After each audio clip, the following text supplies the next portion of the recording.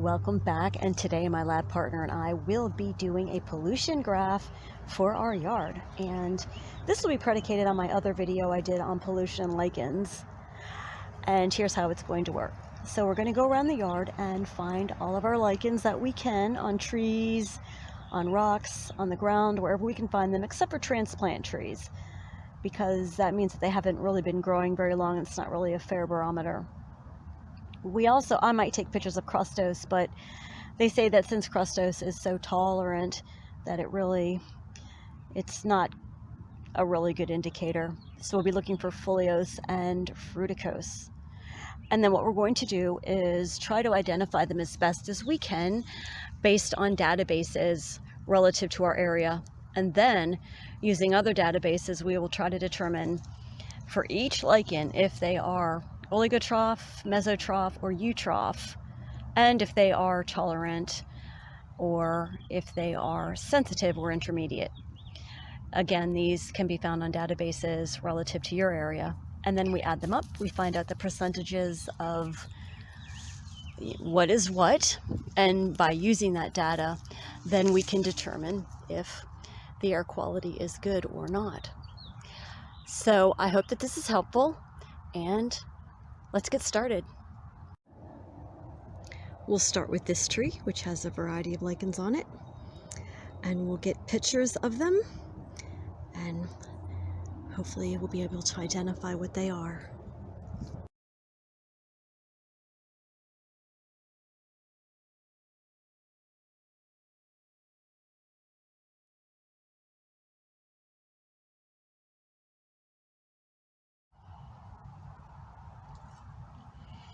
So when you're cataloging your lichens, don't forget to get branches as well. So this is a branch that was under the pine tree.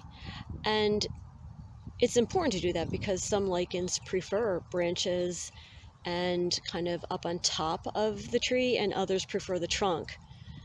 So I believe that's called vertical stratification, when there are different species of many things on different parts of trees.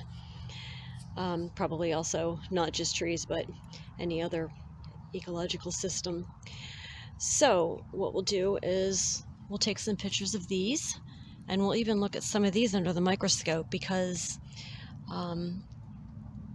just to make sure, especially when we look up here at this area, as you can see, this might be moss growing on a lichen.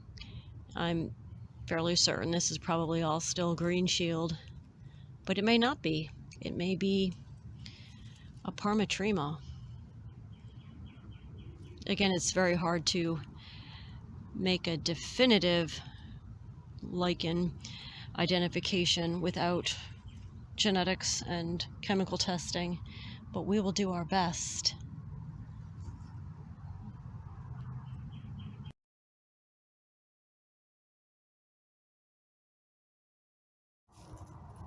Here's another branch with a lot of the same stuff on it, and I really think that it is green shield because of the soredia. I don't believe that parmatrema has a soredia. I think it's got apothecia. So it's really important to find out how lichens reproduce. That's one of the ways that identification works, is how they reproduce.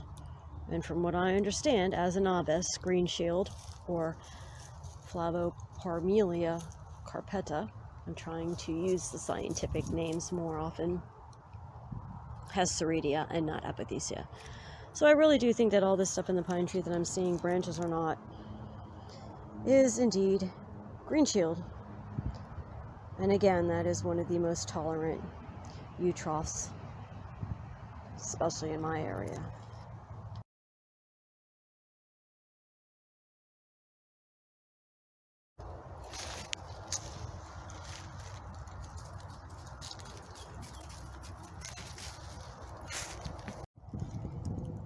Here is a pine tree with a lot of what I believe is green shield or Flavoparmelia carpeta, and I'm fairly certain that this is eutroph and tolerant, and that's why you'll see it in so many places.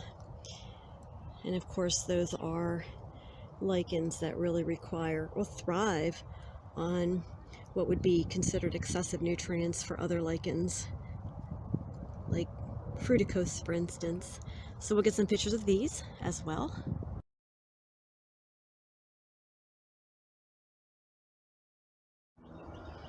And here is my beloved, what I think is Arthonia. And of course I won't include that in the pollution graph because crustose, they say to kind of leave out, knowing that they are quite tolerant, but I just kind of love this lichen.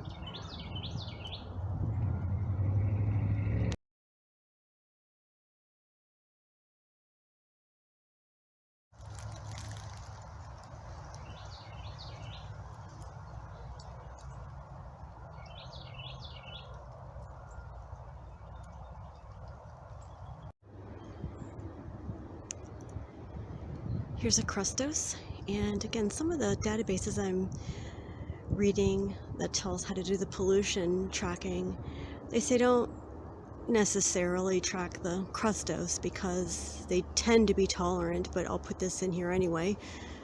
I will record the crustose since I do have several of them, so I think this is another Arthonia.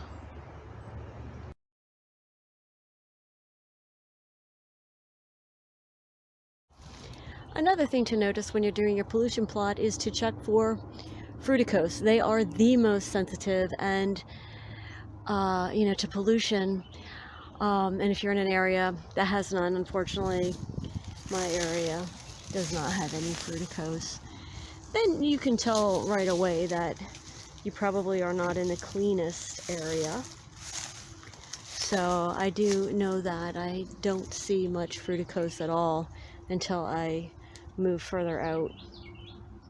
We just finished inventorying our lichens in the yard, and we have created a nice chart so you can see what we found. Okay, here is our chart, and this is what we found. It was kind of like I suspected. There are mostly eutrophes and tolerant lichens. We found a lot of green shield, more than 10, and they are eutroph and they're tolerant. I found significant amount of Parmatrema, but two that I would just really think, okay, that's really Parmatrema, but they are also eutroph and they're tolerant as well. And then some crustose, Arthonia and Chrysothrix, and crustose are also presumed tolerant. No fruticose at all, none. So then what you do is you add up all of your lichens, which ones are eutrophs, which ones are oligotrophs, which ones are mesotrophs, and then tolerant, sensitive, and intermediate. And ours are 100% eutroph and or tolerant, meaning that we probably have high levels of pollution, especially nitrogen and sulfur, dioxides, maybe even heavy metals as well. And I did suspect this, being that we live in an area that had a high level of industry for a while and caused a great deal of ecological damage. So that's the result for my yard here, and I'd love to know how your yard fares. Thanks for watching.